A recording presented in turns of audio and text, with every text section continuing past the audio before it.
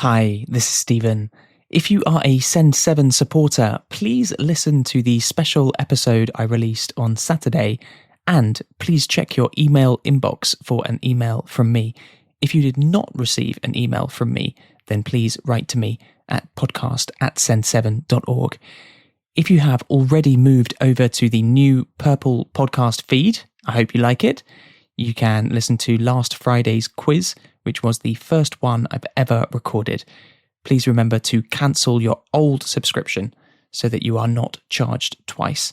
If you can't find how to do that, just ask me and I can do it for you. And if you have any problem moving to the new system, don't worry, I'm here to help you. podcast@send7.org. Thank you. Good morning. This is Send7 World News in 7 minutes. I'm Stephen Devincenzi. Today is Monday, the 27th of July, 2026.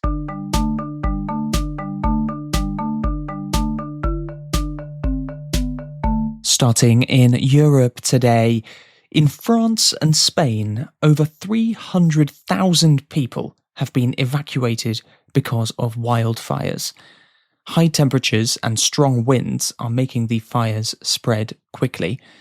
In both countries, their armies are helping firefighters attempt to stop the spread of the fires, with military planes being used to drop fire retardant.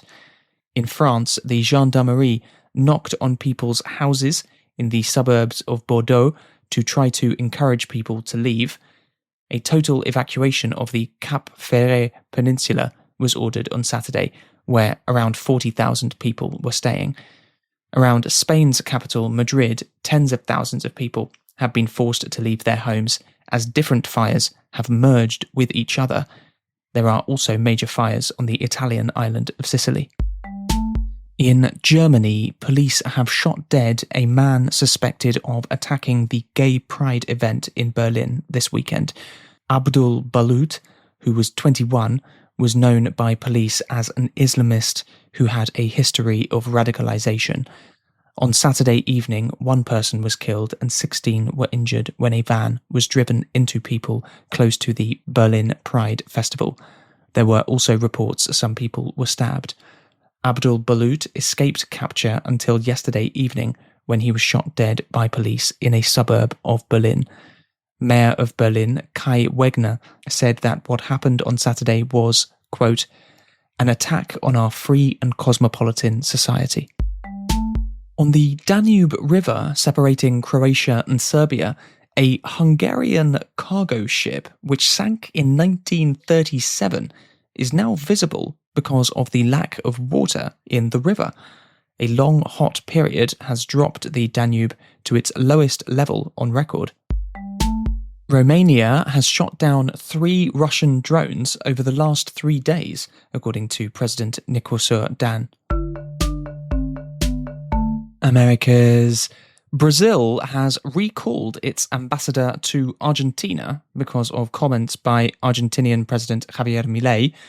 Milei travelled to Brazil this weekend to campaign for Flavio Bolsonaro, the presidential candidate and son of former right-wing President Jair Bolsonaro.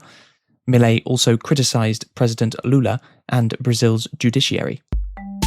In the United States, President Donald Trump has given a speech at the White House Correspondents' Dinner after the event was cancelled 3 months ago when a man fired a gun inside the event, apparently attempting to assassinate Trump. During his speech, Trump said that he planned to run for a 4th term as president. He says 4th term because he says that he won the 2020 election, which he lost to Joe Biden. We are all doing good together. That's why tonight, to show just how much I care about the press, and I want to save your ratings, I'm pleased to announce my intention to, and this is somewhat of a scoop, my intention to run for a 4th term as President of the United States. In Canada, more wildfires have been started by lightning strikes, according to officials in British Columbia. In British Columbia, there were 90 active wildfires this weekend. with officials saying that some of them were caused by the approximately 34,000 lightning strikes over the past week. Between Canada and the United States, a new bridge was ceremonially opened this weekend. The Gordie Howe Bridge connects the US city of Detroit to the Canadian city of Windsor. The ceremony was conducted with only Canadian officials because of recent trade tariffs imposed on Canada by the US. Canada's Minister of Infrastructure, Gregor Robertson, said that it was appropriate to just celebrate it in Canada. We're looking forward to getting the bridge open on Monday and all of the trade and community benefits that are coming from that. Given the recent tariff action from the U.S., we felt that we should focus today on celebrating here in Canada, on the workers who put in all the work to build this bridge. In the sea close to Puerto Rico, the wreckage of a passenger plane that crashed in 1952 has been found using an underwater drone. Africa. In the Democratic Republic of Congo, the number of confirmed cases of Ebola has passed 3,000, and over 1,300 people are known to have died, according to government data. Nigeria's President Bola Tinubu has approved a massive increase to the size of the army, with a recruitment program for 28,000 soldiers, increasing the number of army divisions from 8 to 12. Nigeria is suffering from violence, including mass kidnappings by both Islamist jihadist groups and other gangs. Asia. In India, Education Minister Dharmendra Pradhan has resigned after a week of protests demanding his resignation.